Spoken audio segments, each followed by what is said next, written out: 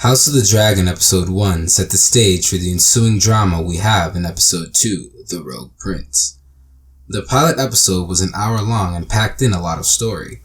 From the death of Queen Emma, the unnaming of Daemon's heir, Rhaenyra's subsequent rise, and the big secret at the end, there was quite a lot to talk about.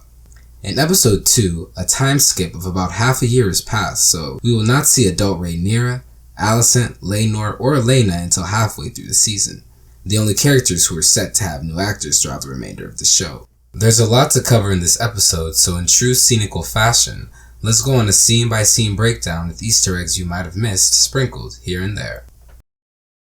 Intro Scene Summary. The Game of Thrones theme unoriginally plays. The image of a gold dial carved into stone depicts dragons in combat with one another. Blood fills the central carving and then begins to flow outwards from it, winding through dimly lit corridors like a snake. It fills other dials with family sigils carved onto them, representing literal bloodlines, fitting for a show whose central conflict is succession. At the base of a city, which is presumably King's Landing, is the glowing Targaryen sigil, the three-headed dragon. Streams of blood flow into its center. The image evokes the house's motto, fire and blood.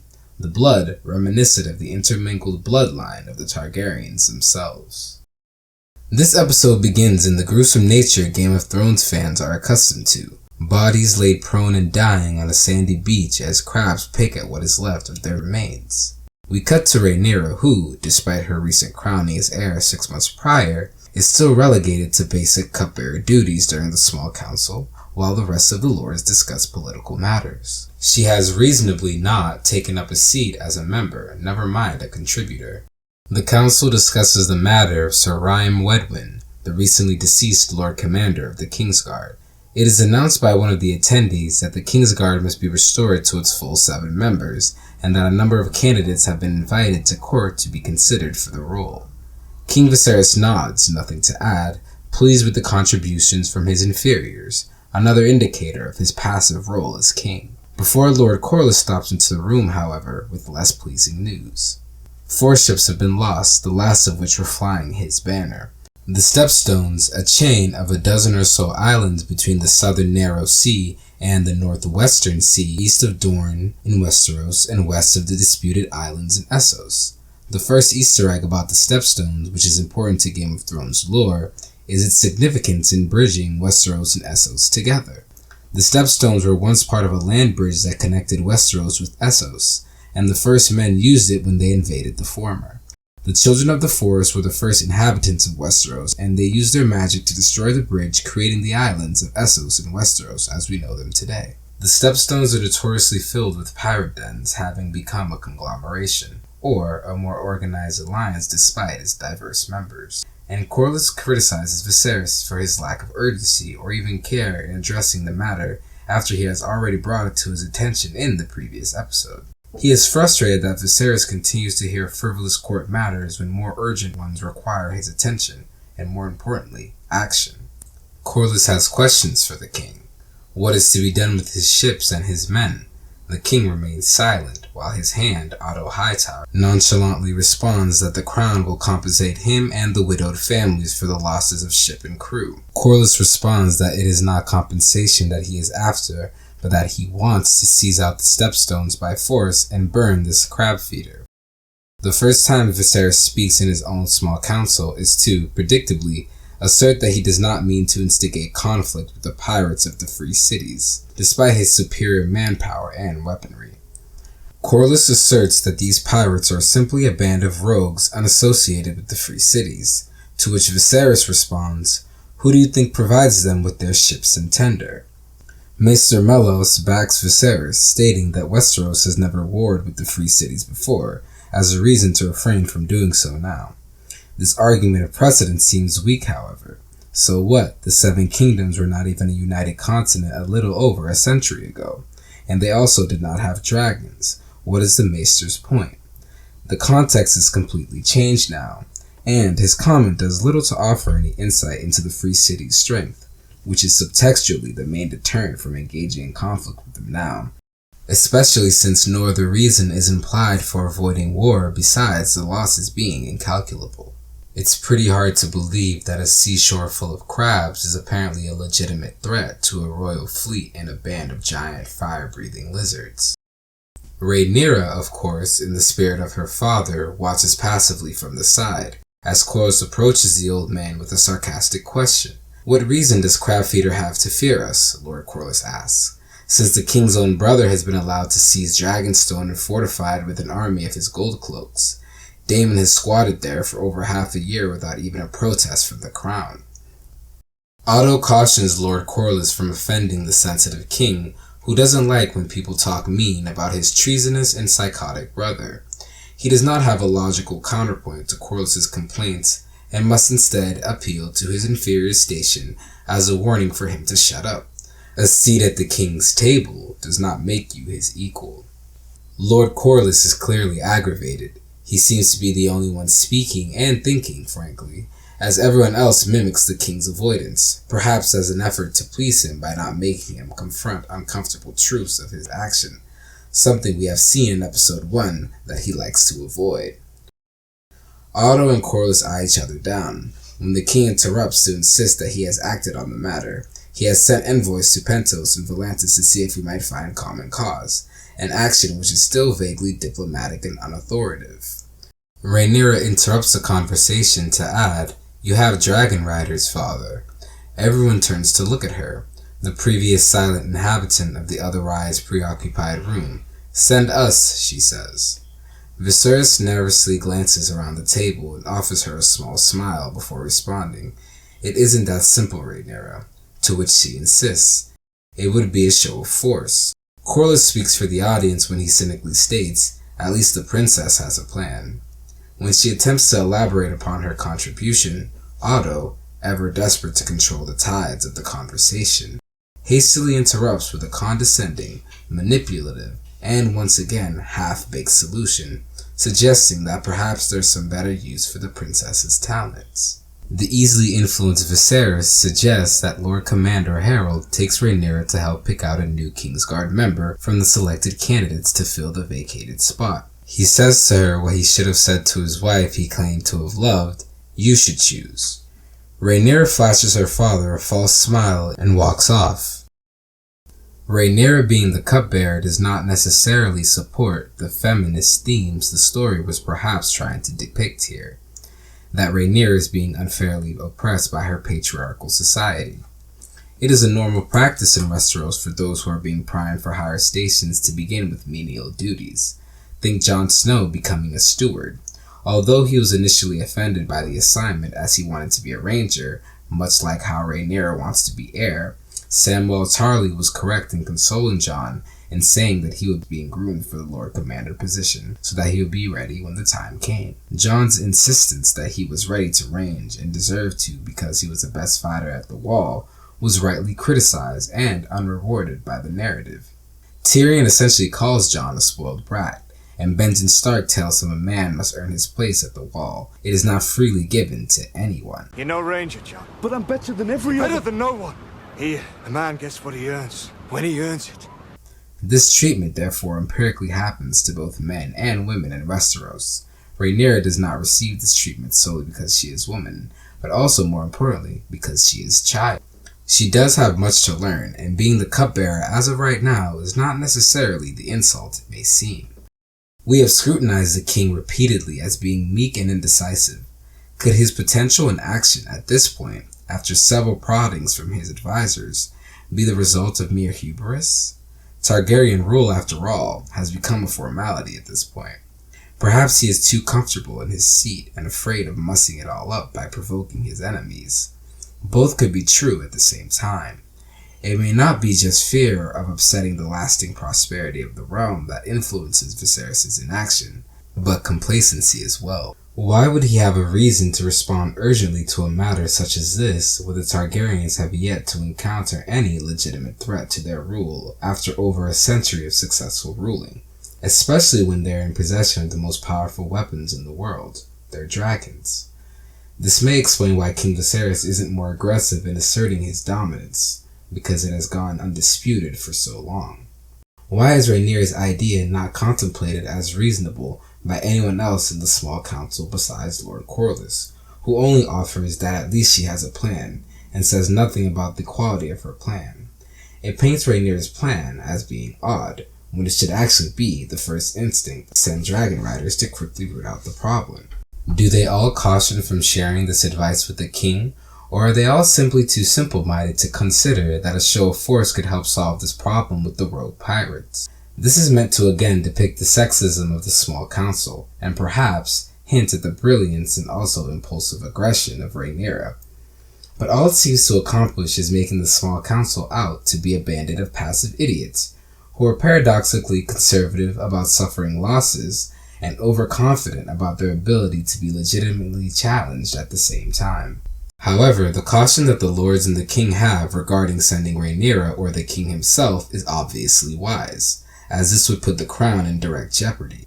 Dragon riders were shown so far, though, are Rhaenyra and Daemon. That doesn't mean they're the only ones around, as others are yet to be introduced. So the issue of finding a dragon rider to go deal with the pirates is not a convincing one, unless the show is not trying to overpower the Targaryens with their dragons, and want to paint these pirates as a legitimate threat, which itself is also not a convincing reason. Rhaenyra picks a new knight.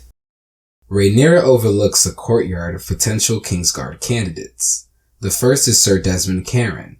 Otto enters the frame and steps beside Rhaenyra and suggests that she thanks the knight for his loyal service to the crown for recently intercepting a poacher and bringing him to justice. She heeds his suggestion but says nothing else to Sir Desmond. Princess Rhaenys is watching her from a distance. The second candidate, Sir Aemon Mallister, is an impressively decorated tourney champion and was knighted at the young age of 8 and 10. But Rhaenyra is unimpressed by these achievements. She interrupts him of his exciting resume and asks how many of these knights have seen combat experience beyond catching poachers. Rhaenyra is much more moved by the next candidate, Sir Criston Cole. He is the youngest and perhaps the most attractive to Rhaenyra, and elicits a smile from her. He has no impressive or fanciful titles to boast of, much to Rhaenyra's interest, and has seen combat in the Stormlands, having fought a year as a foot soldier against the Dornish incursions. Rhaenyra nods, steps down from her pedestal, and announces that she's chosen Sir Criston Cole, to Otto's dismay, who calls the princess's decision too hasty. He essentially advises her to choose a knight from a more prominent house, such as Cracker and Mallister, as they are important allies to the crown. Rhaenyra does not heed his advice this time, nor does she meekly back down from her choice, insisting that she wants her father defended by a man who has seen combat and not by some soft tourney knight. If only she knew what her father is up to this episode, maybe she wouldn't be so concerned for his well-being then. Viserys and Alicent talk in secret. Viserys shows off his replica of Old Valyria to Alicent, who is again visiting the king's chambers alone.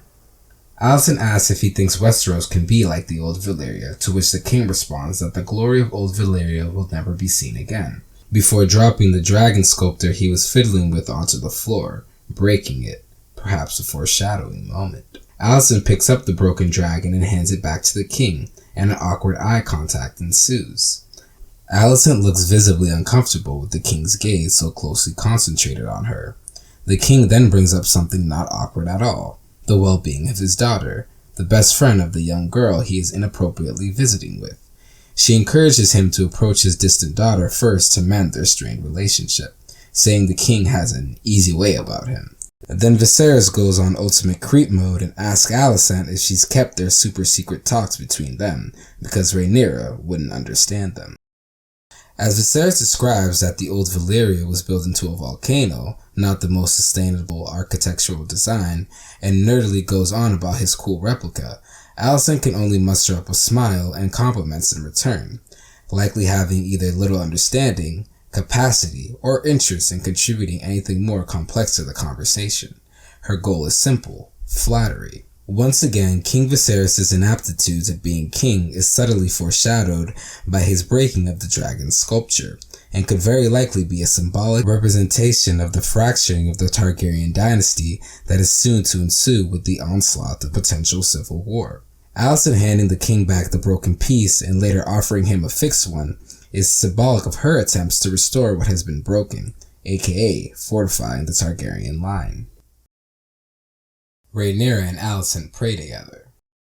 Rhaenyra confides in Alicent the offense she takes to the lords already plotting and scheming a new wife for the king, even though her mother died a short 6 months ago.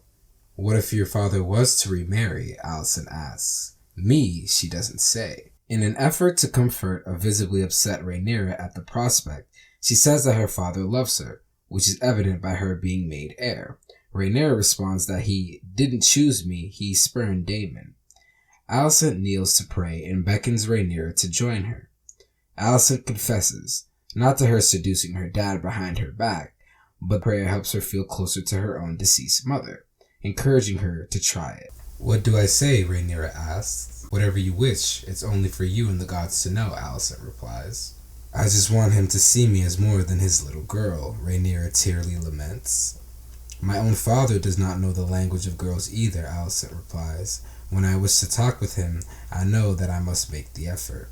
It is interesting that both Rhaenyra and Alicent share two critical experiences, losing their mother and being at odds with their fathers. It makes sense why Alicent is aged down in the show 10 years to be the same age as Rhaenyra, as this heightens the dramatic potential of their future relationship. Corlys, Rhaenys, and Viserys' conversation. Viserys is approached by Lord Corlys and Princess Rhaenys. He offers empty platitudes about how he hopes they are still on good terms after their earlier spat in the small council, more of his attempts at keeping the peace without actually doing anything to secure it. The king acknowledges his dependence upon Lord Corlys' impressive fleet, which was under attack, but nevertheless defends his pacifist stance, stating that, as king, it is my obligation to avoid war, until such time is unavoidable. To counter Viserys' argument, Lord Corlys states, I fear that the eyes of our enemies are presently fixed on the Red Keep. The queen has passed, a girl has been named heir to the Iron Throne, the first in its history. The king's brother has claimed the Targaryen seat at Dragonstone without challenge, and now a foreign power has established a colony in our most critical shipping line. The married couple suggests an alternative to warfare that will show that the crown is stronger than ever, and not vulnerable like its enemies may presume from recent events. As Corlys says to the king, with all the wisdom of a seasoned sailor, to elude a storm, you can either sail into it or around it, but you must never await its coming. Corlys finally shares their proposal. They want the king to marry their 12-year-old daughter, Lady Laena. Join our families. Unite the two great surviving Valyrian houses, and with the Targaryen dragons and the Valyrian fleet bound in blood, you can show the realm that the crown's strongest days are ahead and not behind. Viserys says he has not given marriage much thought, since it has only been half a year since Emma's passing. Rhaenys chides his sentimental naivety, reminding him of his kingly duties to strengthen his line by producing more heirs. Viserys, bested by Rhaenys' obvious logic, looks down in defeat. Dinner with Rhaenyra and Viserys. Rhaenyra and Viserys share dinner in silence, sat at opposite ends of a long table. The diorama of Valyria he rattled on excitingly about to Alicent is right beside him, and yet, with this conversation starter in their midst, the two remain silent, until Rhaenyra, in the spirit of approaching her father first, as Alicent counseled her to do earlier, states the obvious elephant in the room. Her and her father have been distant since the passing of her mother. King Viserys shares that he regrets the distance between them, and gets choked up recalling the love he bore for his wife. Rhaenyra shares in his emotion. Despite them both wishing to bridge their strange and sullen distance, the conversation remains stifled and awkward as Rhaenyra recounts her day. First, she recaps the selection of Sir Criston Cole as the newest member of the Kingsguard, of which her father approves, and then of her contribution earlier during the small council meeting. I thought I might have had some insight, she says. Her father dismisses her, saying that she is young and will learn. He is not wrong in his sentiment of wanting to teach her the way of politics, which is as we will discuss. She is in need of fine-tuning. However, on teaching his daughter the ways of the court and politics, show Viserys seems to depart sharply from the Viserys depicted in the book Fire and Blood. Book Viserys actively teaches his daughter politics, while this one refuses to give her any substantive lessons or words of wisdom, which actively works against his own purported interest of preparing her to inherit the throne. Maggots eating the king's finger. The finger that the king cut on the Iron Throne is infected. The maester puts his hand in a bowl of maggots, reasoning that the bugs eating the dead flesh is the best chance he has of preserving his digit. Viserys shares with Otto the contents of his meeting with Lord Corlys and Lady Rhaenys. Otto, of course, disapproves of Corlys not introducing the matter through the small council, even though he himself has also been up to some political planning. Otto continues on to share his concerns over Lady Laena being too young for a betrothal. The Grand Maester in their presence shares his unsolicited opinion, essentially parroting back what Lord Corlys said earlier, but adding one new detail. The wounds from the Great Council where Viserys was chosen as heir still linger, and this match may rectify them. Viserys worries about what Rhaenyra might think. The Maester assures him that her opinion does not matter over the necessity that he has to fulfill his duty of producing more heirs, and more viable ones to inherit the throne at that. Otto shares his sympathies for Viserys' unenviable position of having to replace the woman he loves for honor's sake, since he too loved his own wife dearly, and it is pained at the thought of having to do such a thing himself. He agrees that the Maester's reasoning is sound, but, importantly, omits any comment on the choice of Laena as Viserys' new wife. He wants the king to remarry a girl, but does not overtly support that it is to be this one. Otto says that although Viserys is king, he does not envy him. This is meant, in the context of this scene, to point out the difficulty of replacing his beloved wife with another for duty's sake. However, the subtext may read differently considering the knowledge we as an audience have of Otto's machinations, namely, as we will see, encouraging his daughter Alicent to befriend the king. Knowing that Otto is politically ambitious allows us to reasonably cast doubt upon this comment. Is Otto envious of the king? How far does his ambition extend? Viserys and Laena's walk. Laena asks Viserys what riding the deceased Balerion the Black Dread was like. From her dialogue, we get some interesting information about Balerion. He was the largest and oldest Targaryen dragon, one of the last dragons to have been from Old Valyria, and Viserys was his last rider before he died, only having rid him one time. The small talk about dragons continue, until Laena abruptly stops walking to recite a clearly previously practiced speech that sounds like a carbon copy of what her parents said to the king earlier. It would be a great honor to join our houses as they were in Old Valyria.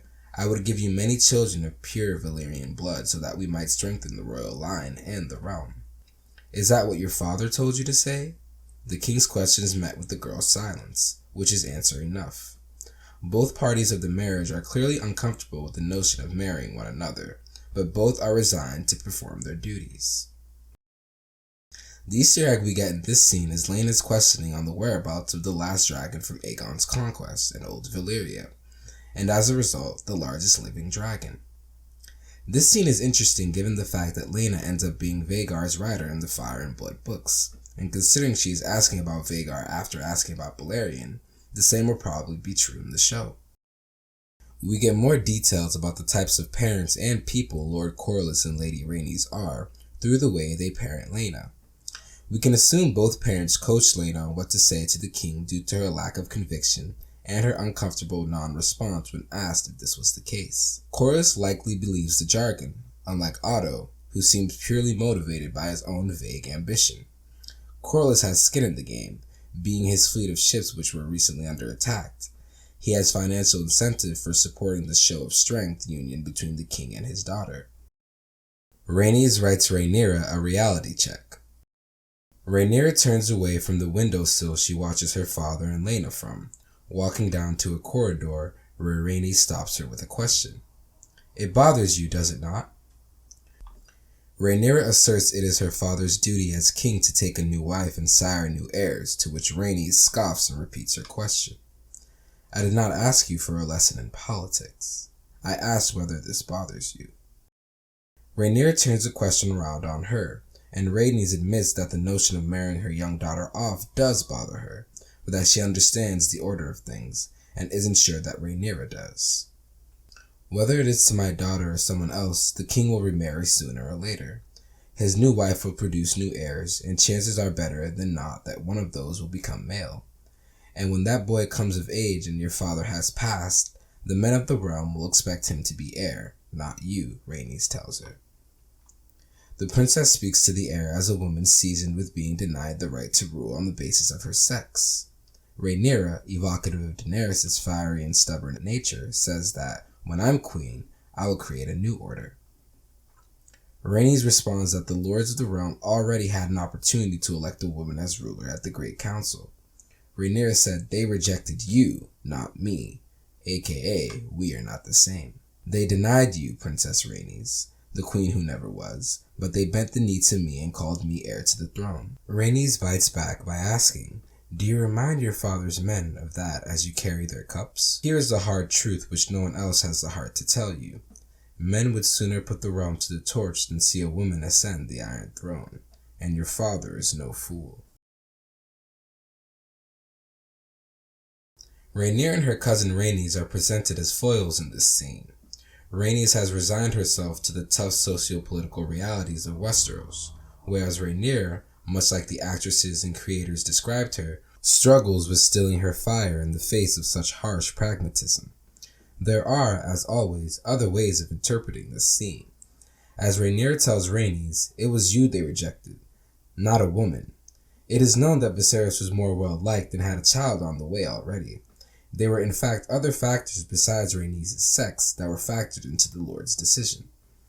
However, Rhaenyra also lets slip some of her naivety in confidently telling Rhaenys they bent the knee to me. I do wonder what exactly Rhaenyra thinks she has done to legitimately earn the genuine respect, support, and reverence of the lords who bent the knee. How is Rhaenyra so sure that their acceptance of her as heir was not purely performative? This betrays both her Targaryen ambition but also her childlike naivety in politics. There are those who still support Daemon over her, as he is a seasoned commander, more experienced political player, and popular with some. It is naive to think her claim is uncontested, but perhaps she is overcompensating for the insecurities she feels with her position, and deep down Rhaenys' skepticisms are valid. Even if the reason she has for being skeptical, sexism preventing women's rise, is too simple of an analysis. Dinner with Viserys and Alicent. Viserys shares with Alicent that he is being urged by the small council to pick a new queen. She asks if the small council has a particular lady in mind, to which Viserys answers that Lady Laena is the leading candidate for the role.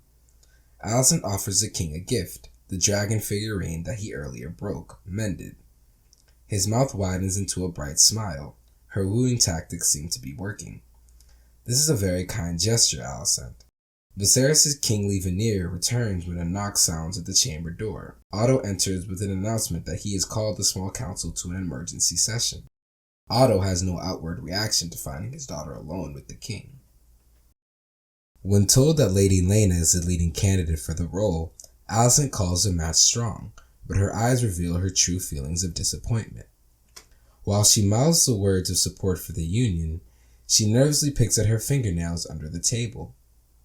Her offering of this fixed dragon is potentially foreshadowing of the reveal at the end of the episode, that it is indeed Alicent and not Lady Laena that Viserys will choose to be his queen and restore the Targaryen line. Emergency Small Council Meeting. It is revealed through Valyrian dialogue that a dragon egg has been stolen by the pesky Daemon. He shares his reasoning for his crime along with the message. It is the pleasure of Daemon Targaryen, the Prince of Dragonstone and rightful heir to the Iron Throne, to announce that he is to take a second wife in the tradition of Old Valyria. She is to assume the title Lady Mysaria of Dragonstone. Her grace is with child and is to have a dragon's egg placed in the baby's cradle in the custom of House Targaryen. The prince has been courteous enough to invite his brothers to the wedding in 2 days. My brother wishes to provoke me. To answer him is to give him what he wants. Perhaps the wisest observation of Viserys thus far, but in the moment and in this scene, seems held back in passive acting. Rhaenyra discovers that the dragon egg Daemon stole was Dreamfire's. To add insult to injury, this was also the same egg Rhaenyra chose for her dead brother. The next Easter egg in this scene is about Dreamfire's stolen egg. Fun fact, according to A Song of Ice and Fire lore, centuries before the events of Game of Thrones, Aegon the Conqueror's granddaughter sold 3 of Dreamfire's eggs, which happens to be the number of eggs Dany is gifted at her wedding. At this information, which went strangely unmentioned until now, the king finally does something. He storms up out of his chair and insists upon going to Dragonstone. Otto offers that he is to go instead since it is too dangerous, which is ironically precisely why the Dragon Rider should go instead.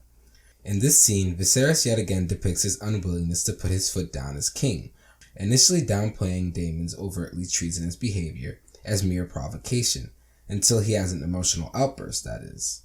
We are also left wondering, what is it that Daemon wants? Attention? Vengeance? A bit of fun? His actions surely do not support his case for having his heir status restored. Is Viserys right in saying that Daemon simply wants to provoke him and should be given no more attention? Alicent and Otto scene. Alicent helps her father dress. He sees the state of her fingernails and then grabs her, asking, "You're the most comely girl at court. Why do you destroy yourself?" After a dirty look from his daughter, he asks even a more insulting question. "Will you see the king tonight?" "If you wish it," she responds. Sir Criston enters and tells Otto that he has assembled 20 of Otto's best household guards. Them and Sir Harold will confront Daemon on Dragonstone, against his 2,000 or so gold cloaks, of course. Dragonstone scene. Otto leads a group of men across the stone bridge, where they are met by Daemon Targaryen and a retinue of his gold cloaks, his wife Mysaria, and the egg that holds Dreamfire's offspring, which he mockingly tosses from hand to hand as he welcomes them to Dragonstone. Otto is not pleased, demanding that Daemon relinquish the dragon's egg, disband his army, banish his and leave Dragonstone by order of his grace King Viserys. He is cut off. "Where is his grace? I don't see him," Daemon half taunts, half wonders. "His grace would never lower himself enough to entertain such a mummer's farce," Otto responds. Sir Criston Cole and Daemon exchange tense words. Daemon purposefully misremembers his name, and Sir Criston responds with a jab about knocking him off of his horse, perhaps foreshadowing future tension between the two if and when Daemon returns to King's Landing. Daemon defends his stealing of the dragon egg by claiming he is only following tradition, to which Otto responds that such traditions are reserved for the true-born children of royalty and not for bastards fathered on a common whore, which Daemon very well knows. According to Daemon, however, his love with Lady Mysaria knows no bounds of tradition. How romantic. Daemon holds out the egg and swords are drawn. The screeching of a dragon in the distance fills the tense silence. Caraxes stalks towards the scene with his fangs bared, roaring. Otto yells at his men to sheath the steel. Then, the clouds next to the bridge are disturbed and Syrax, Rhaenyra's dragon, bursts through them. She lands behind Otto, strides across the bridge to confront Daemon, despite Otto's protests, quickly refuting them with a subtle threat about upsetting her overprotective dragon. As she approaches Daemon, in Valyrian she says, "My father named me the Princess of Dragonstone. That is my castle you're living in, uncle." Daemon explains to her that he wants the child him and Mysaria are to have to one day be in the cradle with its own egg, making it clear she is not yet pregnant. By the way Mysaria storms off, it is clear she does not want to be anytime soon. Rhaenyra suggests Daemon kill her and be done with it so that he can be the rightful heir again. He walks off and tosses her the egg over his shoulder carelessly. We are still left wondering what the point of all this was on Daemon's part. Perhaps Viserys was right all along. Mysaria and Daemon scene. Mysaria is angry that Daemon assumes she would want to have a child, but he is unflustered by her refusal to bear children, saying that they can be an annoyance anyways. It is clear now that the pregnancy announcement was a complete bluff. Mysaria acknowledges that Daemon can afford to play his stupid games with the king, but she cannot. Mysaria is afraid for her life while Daemon flippantly gambles with it by testing the king's patience yet again. She claims to not want gold, or station, or power, but to be liberated from fear. Viserys seeks the counsel of Lord Strong. Viserys asks Lord Strong for his unencumbered opinion. She is the eldest daughter of the wealthiest house in the realm. She comes from impeachable Valyrian stock, and she has Targaryen blood. What's to mislike? She is 12, Viserys answered. What if I were to reject Lord Corlys's proposal? He would not take it well. I fear nothing short of a direct line to the Iron Throne would satisfy him, Lord Strong answers. Strong advises that Viserys proceed with the marriage to Laena, since although Viserys is adamant Corlys would not withhold his fleet from him, A marriage alliance would nonetheless be permanent, securing his support. A guard enters the room to announce that the princess has returned from Dragonstone. This scene calls into question and perhaps contradicts certain elements of Lord Corlys's established character so far. Viserys says himself that ever since his name was read by the Archmaesters at the Great Council, he has felt Corlys's envious gaze staring at him from across the black water. Why? When was it ever indicated that Corlys was jealous of Viserys' seat, and not just merely hypercritical of Viserys' ruling? Perhaps his wife was, but Corlys not so much. Viserys yells at Rhaenyra. Viserys is angry with Rhaenyra for her disobedience in acting without the crown's leave, and endangering her life in fleeing to Dragonstone without a word. She knows that she successfully retrieved the egg without any bloodshed, due to the presence of her dragon evening the score and deterring any escalation of violence. Viserys then picks now to express his grief for their shared loss of Rhaenyra's mother, describing it as a wound that will never heal and saying that the Red Keep has lost a warmth he dare say will never recover. Rhaenyra is comforted to know that she is not alone in her grief. Viserys says, "I could never replace your mother, just as I do not intend to replace you as heir. But marrying again and siring other children will ensure their vulnerable line is better fortified against extinction or challenge. Logic that Rhaenyra's recent brush with danger has likely reinforced." Rhaenyra comforts him, saying that she understands his duty as king is to take a new wife. I wonder if this sentiment will change when she finds out who he picks. Viserys announces that Alicent is to be his new wife, lol. Viserys welcomes the lords of the small council as well as Alicent and his daughter, who are fittingly stood on opposite sides of the table. He announces he has made his decision regarding who he will take as a new wife. Corlys looks to be excitingly anticipating the announcement. Viserys looks at Rhaenyra anxiously, and she nods and gives him a supportive smile. A smile which quickly drops when her father announces his choice of wife is Lady Alicent of House Hightower, who he will marry before spring's end. Lord Corlys is visibly upset by the news. This is absurd, he jumps out of his seat and says, "My house is Valyrian, the greatest power in the world, and I am your king," Viserys responds. Corlys storms out after an angered look at Otto. They aren't the only ones who share a tense eye contact. Rhaenyra quickly exits the chamber. Corlys and Daemon alliance meeting. Corlys brags about being a self-made man to an invisible party.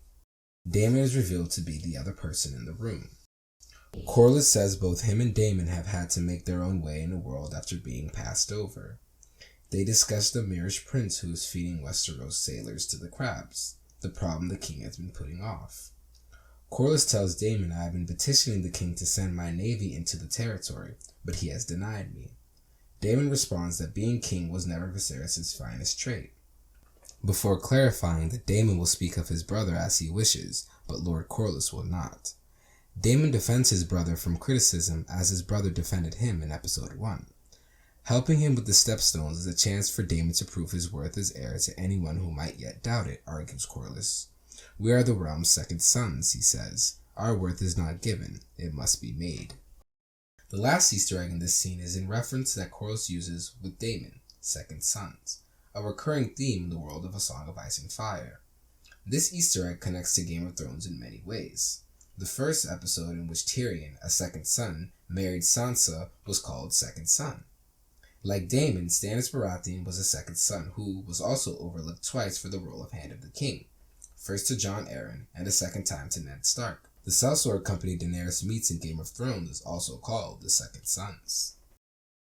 This is the beginning of a potentially treasonous alliance between Daemon and Corlys. It is strange that Daemon still defends his brother and yet conspires with someone who has just voiced harsh criticisms of him, and is meeting with him in secret about addressing a matter the king himself has already deemed will be dealt with in his own way. Therefore, continuing to discuss the matter directly disobeys the will of the king. Like in episode 1, where Viserys defends Daemon in the small council after he leads his gold cloaks on a violent drawing, quartering, and punishing of crime doers, and yet unnames him as heir after a rumor is spread that he gave his son a mean nickname, Daemon too seems to have a strange and inconsistent loyalty to his brother. It is hard to yet know where exactly the brothers stand with each other, and where the line is drawn for each. We do, however, perhaps have more insight into Daemon's character motivations. It seems he wants to prove himself as a viable heir, What seemed to be petty cries for attention early on Dragonstone might turn out to be more than a complete power-hungry quest. Although the gold cloak scene in episode 1 was a violent display, it was an effective one. Perhaps Daemon thinks himself a more effective choice for sitting the throne than his brother. Like Rhaenyra, perhaps, Daemon is bitter that he has been overlooked because of a triviality, namely being the second son when he could in fact, in his eyes, be the better ruler. After all, he doesn't disagree with Lord Corlys' observation, he merely doesn't like that he is the one who is making them. In addition, we finally get to see this crab feeder we have been hearing about. It is hard to take him seriously as an antagonist as mentioned in the beginning of this episode, both within the context of this prequel and in the context of the main Game of Thrones series, whose antagonist is existential, literally death personified. Dragons are meant to be analogous to nuclear weapons, and yet dragon riders and the Lords of Westeros' small council tremble at the prospect of warring with the free cities. Wouldn't a show of force deter such war they all worry about? Why is a man who feeds sailors to the crabs and has hijacked a few ships such a great threat? Why do the free cities care about Westeros, and why do they all have the gall to assume they could even pose a legitimate challenge to them? Thanks for watching another episode of Scenical. Be sure to like and subscribe the video to stay tuned to more uploads, as well as the next episode 3 breakdown and Easter egg video that we will have next week.